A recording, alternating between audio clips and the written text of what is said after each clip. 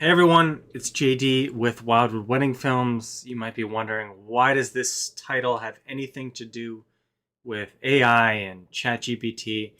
Well, I also work in a school, and I realized a lot of people are aware that there is this thing called AI out there. Maybe they've thrown some information into ChatGPT, these chatbots, and it's given responses, it's written things for them. We know everyone's been writing their cover letters, their letters of recommendations, but people are now beginning to talk about AI is going to change the world and its programming and things like that.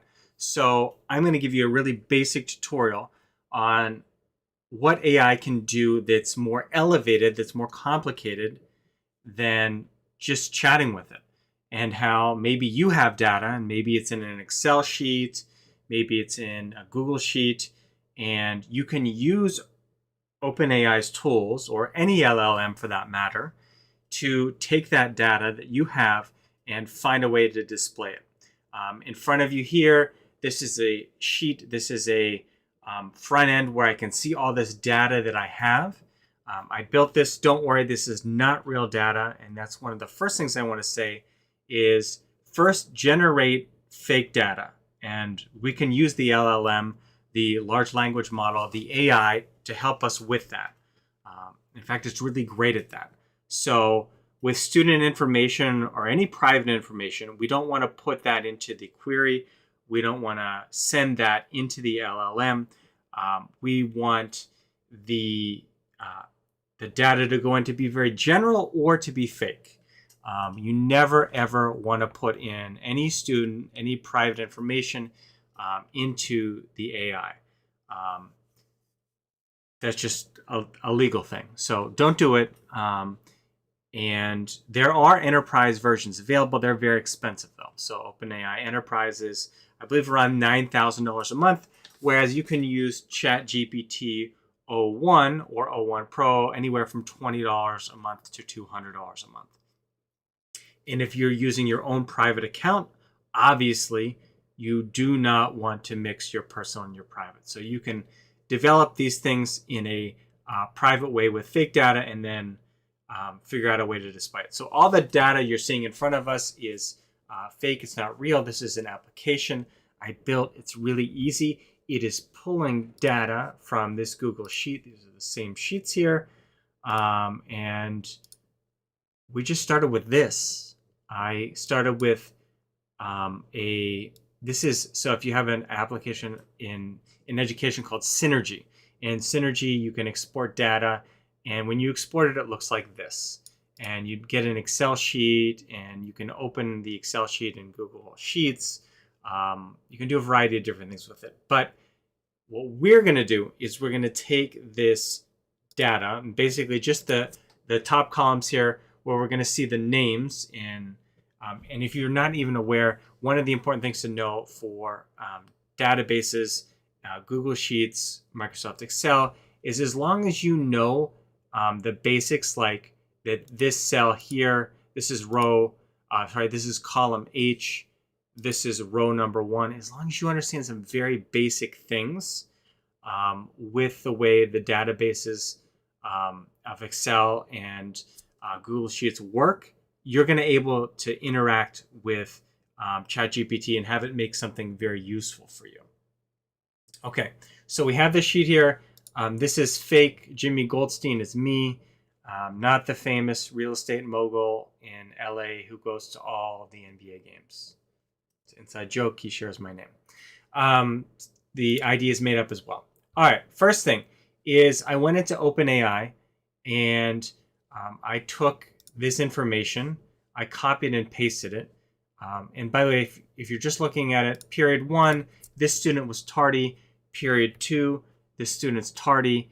The way the system works, it just says absence unexcused. Period 3, this student is tardy. It's just some fake data. And so we want to track tardies in this made up data. We're going to track the student was there or not there in the period 1 when the teacher's taking digital attendance, and they have marked them absence unexcused, which for us is just going to mean they did not arrive on time, and they arrived so late that the system marked them late, and they're going to need to go back in the system to reconfigure it at a later date. But the short version is not good. This student did something they shouldn't have done.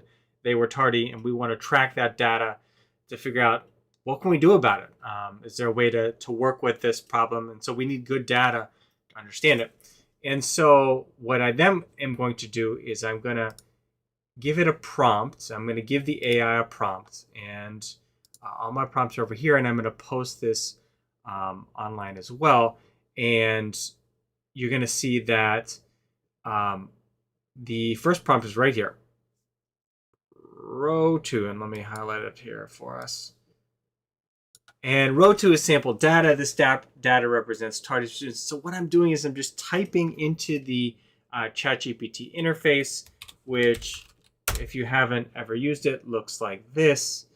And I'm just going to type it in there. Now, I happen to have one that I pay a lot of money for, $200 a month, ChatGPT Pro. But if you don't have a lot of money, you can start with the $20 plus plan, and you're going to select this one right here.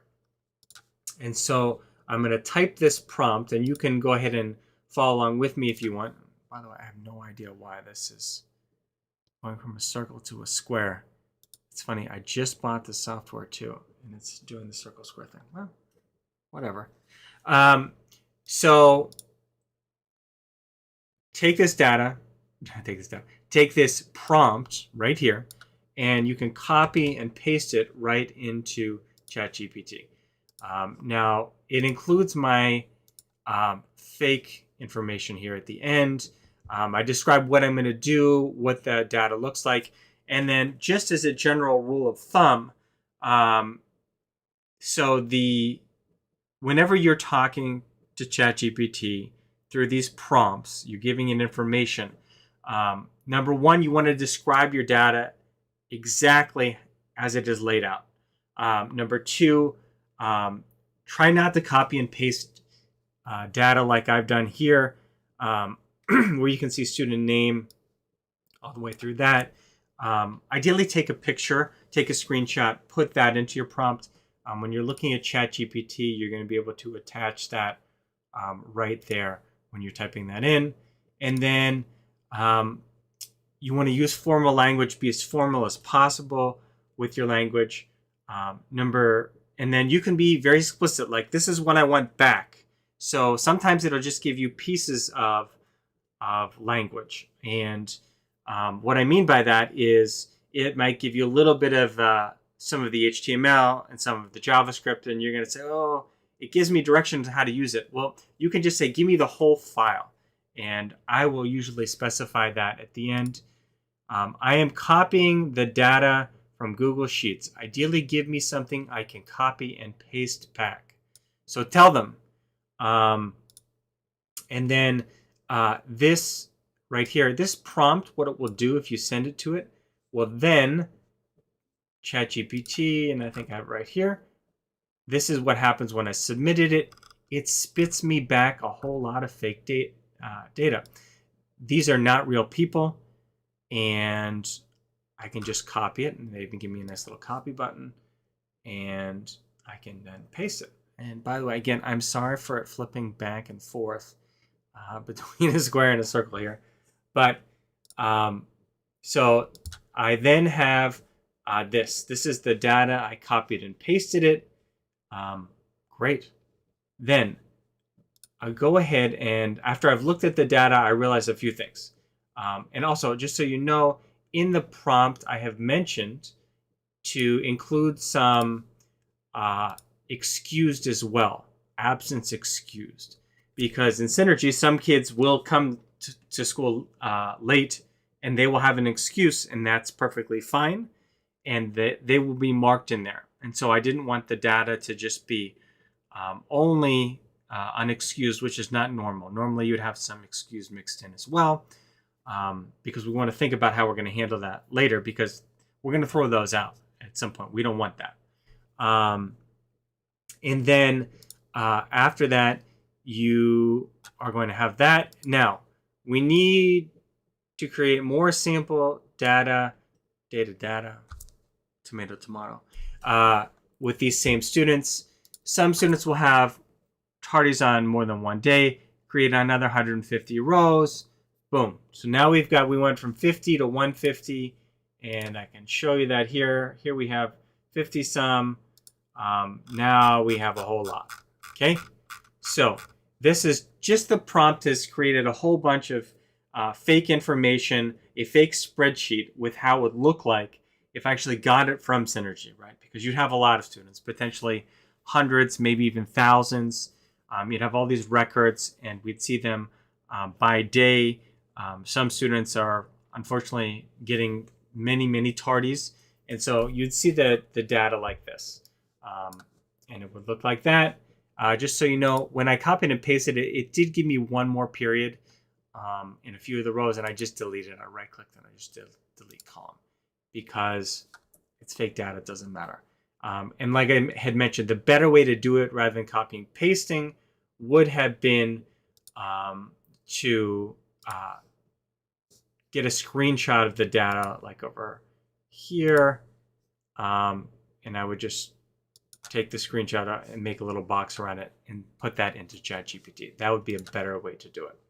Okay, now, so we're here. The final thing I needed to do is I realized after I put it in, and for demonstration purposes, the data that I was given was all in future months. A lot of it was in March. I only want it to be for January. So I gave it a little prompt and I said, in the fourth prompt, change all of the dates. That. Okay. Now, how did I actually do this? So I've skipped like a very important part here. I'm just showing you what I've inputted in the ChatGPT. But what it's given me up until now, up until this point, it's just been something I can copy and paste. So copy and paste this, really easy. Same thing here, really easy, copy and paste. I deleted that one column as I mentioned, and that's about it, copy and paste. Now, going to something more complicated. When you're in there and you're giving it information, we're beginning to get into the ways in which you can analyze data. And so now I have this I have this data in a Google spreadsheet, and I always like to tell Google as much as possible about the task. We're trying to tell OpenAI as much about the task as possible. The more specific you are, the better, the less likely it's going to screw up. Okay, so now we got our sample data. We need to do something with it. Well, guess what? You might not know anything about programming. You might not know a whole lot about Excel or Google Sheets, but they all have their own programming interfaces. And so if I'm here, and let's get up to the second prompt so I can, third prompt, so I can now see all of this. And then I could even be in the fourth prompt. Down here, it looks the same. And so I'm going to go up to Tools, Extensions. I'm going to go to Apps Script. And now if you read through all of the ChatGPT directions, it's going to explain to you that Google has a built-in way to write scripts. And the way Google writes scripts, or their programming language, is through JavaScript and HTML. And now you're saying to yourself, wait a second, I know how to use Google Sheets, I know how to use Microsoft Excel, but I don't know anything about JavaScript, HTML, or any of that. Well, the good news is you don't need to. So Google will tell you, Google, I was confused. OpenAI, the LLM, the large language model AI, will tell you exactly what to copy and paste. It will do all the programming for you. It's a really good programmer. That's where we're getting beyond this whole notion of what do AIs do? There are things we chat with. No, in fact, they're really good at programming. And so we're going to be able to ask it how to program in our language, in English. And it's going to do the programming for us. And it's going to be really good. So now we go back to our prompt here so you can see what is going to happen. Now, I wrote up this big long prompt here. I'm not going to read it all to you, but I'm going to put it online in the website and put the link down below on my website. I'm going to begin to get a section called AI stuff, and you're going to be able to see what these prompts look like. This is a big long prompt, and I'm telling it exactly what I want to do. I have this data. It's in a, now see, look, now there we go. I have this data, and it's in a spreadsheet. It's in specifically a Google sheet. I want to be able to look at it and analyze it and figure out who's absent a lot, who's tardy a lot, what periods are they the worst offenders, so I can analyze it in such a way that maybe we'll be able to take some action on it. And I write this all out right here. And I describe the data. That's the middle of it here. And as I mentioned, essential tips. Describe how your data is laid out. Number 3, use formal language. Number 4, at the end of your prompt, say, give me the whole code. Because now we're getting away from something we can copy and paste into the actual sheet itself, where you're going to see all those lines. So ask for the full code. And you can talk to an LLM. You could talk to ChatGPT like you're a stern teacher or you're a stern coach. Be demanding. Be persistent. And this is with O1 Pro. I'm going to be very eager to see how O3 Pro does with this similar prompt. But it's going to make a few mistakes, as you're going to see throughout this process. So you're going to have to debug it. But the good news is when you debug it and you figure out, like, yeah, this is pretty good, but ChatGPT, this part doesn't work. It should be taking X from Y. This doesn't work. Do it again, rewrite the code. And you got to be firm. Do it again, rewrite the code. Talk to it like you're the coach. And this is what I want. You didn't give me that. I want this. Here's exactly. Okay, so this is prompt number 4. We're going to punch this in. Then I'm going to go ahead and ask it because I forgot. Give me the full code, because initially when it spits out the answer, it's going to give me these big long instructions, which are just going to basically say, go here in your sheet, go up to extensions, click on app script. You're going to build a little application. It's going to have an HTML file. If you don't know, HTML is just what web pages read. So you're building a web page that is not going to be accessible to anyone but you in the way I've configured it, right? So your sheet, this data here, don't share it if it's private information. Don't share it with anyone that shouldn't see the information. Similarly, with your app, when you deploy your app, and I'll go ahead and show you that here for a second. When you're in the view and you're up here and you're clicking on deploy, and we'll go over this in a little bit here later too, is when you write a new deployment,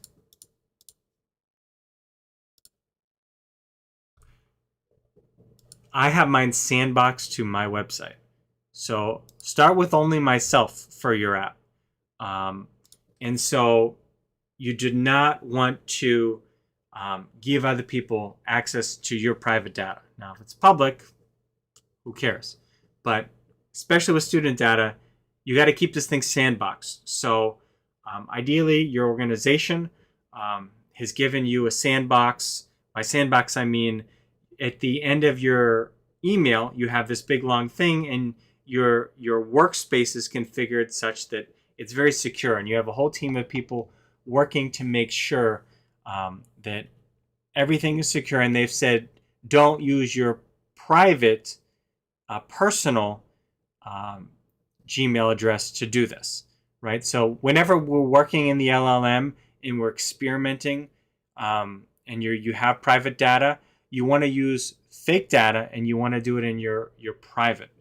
And then when you're transitioning over to the official usage of it, you're going to use your real data, but you're going to be able to use this code, because this code is going to be applicable for anything, and it should work for anything. Okay, so now we're here.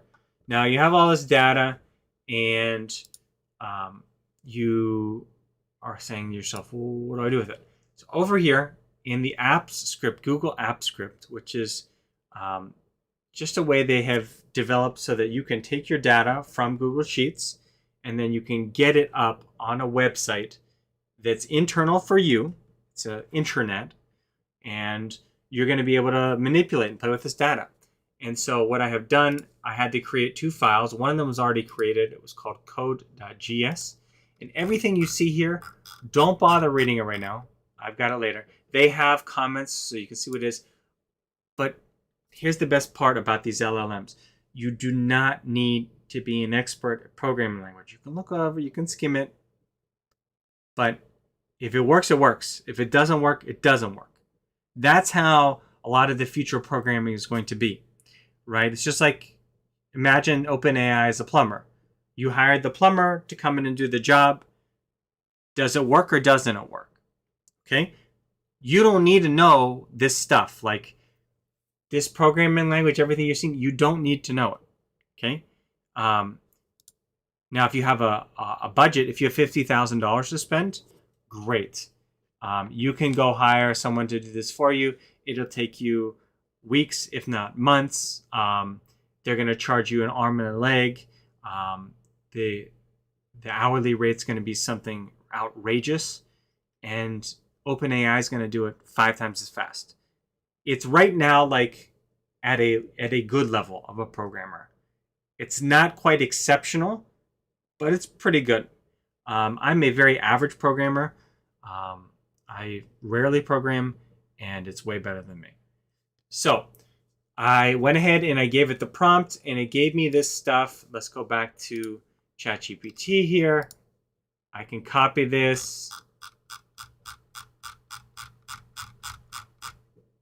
And then I wrote here, give me the full code, because I realized initially after I copied it, it had like multiple pieces in the same thing and it wasn't separated. So the way we wanted to give it to us is code.gs, copy, index.html, copy. Now, I'm skipping a step. After you click copy the first time for the code.gs, you go in here, click in, you paste your code, Control V, and you hit Control S to save it. Control V, Control S. Remember, Control C for copy.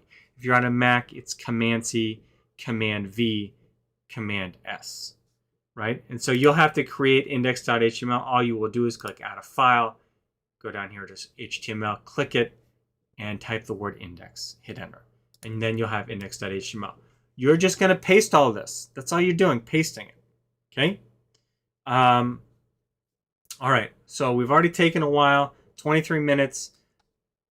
This is what we have. Now, after it gives you all of this, you're going to run it. Now, initially, it was pretty good, but a few features were broken. Like student ID wasn't displaying correctly, and I went back in. I'm not going to go over all the prompts because you can do that on your own. And I mentioned some things that weren't working. I said, rewrite the code. Here's how it should work. Here's what I'm looking for. It's not currently working. You got to fix this, etc., etc. And so it's really important that say redo it. Be the coach. Now, again, it was almost perfect, but I was like, this one thing I don't like. This, redo this. This part's still blank. Do that. Great. I'm gonna give it a compliment. Why not? Then I said, when I'm in the view, this should happen. I want that to also happen. One more thing. And then after I've given it all of the suggestions for how I want, and by the way, have an initial idea of what you want for like how you want to display the data, and you're going to spell that out in your prompt, which again, you're going to get that information on my website.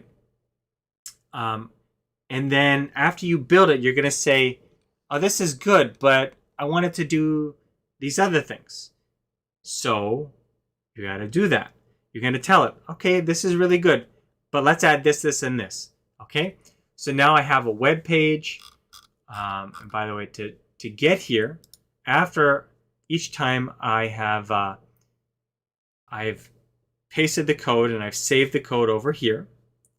I'm going to go to deploy, and then I am going to go to manage deployments. This one's already done. I'm going to go ahead and I can archive that deployment. I can click right here and then click archive. And then after I've done that, I'm going to click new deployment, and you're going to set your security settings for however you want them. As I mentioned, because you're a beginner and you need to be safe and secure, keep it simple just for you. When you learn more about security and whatnot, and you talk to people in your organization, then you can expand upon that. But for student data, just keep it for you. And again, you should never be pasting student data into the LLM. Use fake data. And then it's also OpenAI and ChatGPT is really good. If you just say, in column A, I'm going to have all of the student ID numbers. They're going to be a 6-digit number. It doesn't even need sample data a lot of times if you've been really specific about what it's going to see in those columns. Okay, so then you hit deploy, and then after you hit deploy, you're going to see a screen that looks like this, and it's going to say web app. Web app. Well, you're a programmer now because ChatGPT did all the work for you. You're going to click it, and then up is going to come your student data. And you can see here, the one that makes most sense to me is view by student. I now have each student here. I want to view alphabetically. Okay, nope. Let's see who's the worst offender. Done. Now I can see Michael Smith has 13 total tardies. I don't really care about these kids with 2 tardies. They're probably just fine. Click more than 2, apply. And this is in the prompt. I just said I want to be able to figure out a way so that I can exclude students with less than X tardies. And go study my prompts. The key to getting good code, and I pasted all the code that I ended up with here. I'm going to share these files on my website. If you want good code to be able to copy and paste, you need good prompts. So everything is here. All my advice, this is just the tip of the iceberg, because once you're able to use and parse data from Google Sheets, you are going to be able to build much more complicated things, because it's really, really good. By it, I mean ChatGPT. A few caveats. Number one is this is using O1 Pro. Regular O1 is very good. And that is this one down here. I found it to be really close. Only very rarely would I get a mistake there. But occasionally I have gotten mistakes with O1 Mini that I didn't get with O1. So if you're on the plus $20 a month plan, I would recommend that you wait a day until, or however long it takes to get your number of uses of O1 back, because you only get so many per week, and then you're going to use that model, because the worse the model, the worse the code. So O1 really good, O1 Pro amazing. Other notes here is in the prompts, I even tell it what I want it to look like. I said I want it to look bluish, and I don't know a ton about design, but I do know enough that there are these CSS cascading style sheets frameworks, basically ways that we can make things look a certain way without much work. And I just had used the Tailwind CSS, and as long as you know like very basic things, and now you know something because I just told you, you can just paste that into your prompt. And then again, read the prompts, look over the code. The prompts are really, really important. And I know it sounds crazy, but don't be afraid to be demanding. Tell ChatGPT what you think and what you expect. All right, so this is my first video. I'm hoping to do a comparison between O1 and O3 as soon as O3 comes out. This had a few errors that I needed to debug. And the best part about debugging with LLMs or ChatGPT is that it'll do the work for you. Debugging is the most tedious thing ever if you've ever programmed in real life. Um, if you're an average programmer like me, or maybe below average, you make mistakes all the time. And then when they happen, you are just staring into the abyss of your computer for hours on end. Just copy and paste the error you're getting into ChatGPT, and it'll say, "Oh, okay, try this," and it'll tell you in 25 seconds. So, yeah, it's so much better. It makes mistakes too, but it solves them really, really quickly. It's really amazing. So good luck for all the beginner programmers out there, and make use of all that data that you have in Google Sheets or Microsoft Excel. Microsoft Excel is slightly different, but they have the same functionality. VBA and Google, slightly different, but don't worry, ChatGPT knows all about how to do this in Excel as well, if you're an Excel person, and it'll do that. And final note is, if you're wondering here about this script, we have here, we have change all dates to January. If you write a piece of code that's not something that is like a web app, but instead just fixes your data, and like it changes, this one changes the months. Like I mentioned, I wanted all the months to be in January instead of February and March, because then my ability to view things based on a custom date would not work on my website. Well, you just write the data and then you hit run. And then once you hit run, it just fixes all your data, cleans it all up for you. You tell what you want it to do to your data, and it does it. And then last but not least, if you go back to the demo here, just to show you how cool this is, data range, all time, custom. I want to see all the tardies just from January 6th to January 14th. Apply. It'll do it. You want to sort it backwards, forwards, it'll do it. So it's just a matter of getting the prompt right. So it takes some time. I wrote that in there. I said, I want to be able to sort it by ... and I want to be able to filter it by XYZ. And I wrote it in there, and it did it, because it's awesome. The future's changing really fast. Anyone's going to be able to build anything. It's just a matter of sitting down, writing it out, giving it the information, and then it's just then after that, it's who has the most ideas, who has the best ideas. So anything you've ever wanted to build, you can do it now. You can make it. Good luck.